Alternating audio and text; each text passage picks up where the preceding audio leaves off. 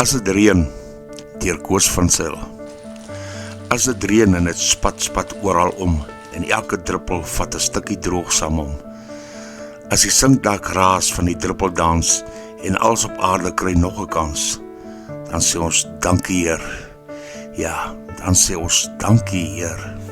As die wimpom nie meer stilstaan van die roes, en die baalmasjien die gras in rolle oes, as die trekker in die land weer voort kan beer, en die ploeg se skaar die grond oopskeer, dan sê ons dankie Heer.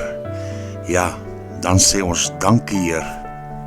Maar as die reën die kriek het halfpad stuit, en die water spat in by jou kar se ruit, as die riviere loop en jy moet ompad ry, en jou kop word nat, dat jy verkoue kry, dan sê ons, ag nee, tog nie weer. Ja, dan sê ons, ag nee, tog nie weer. Maar as die gras verdroog soos die aardse kors, en gister se oorskot is uitgemors, en as die droogte in die hitte ons beginne pla, dan is ons vinnig om na bo te vra, hoekom straf U ons so Heer? Ja, hoekom straf U ons so Heer?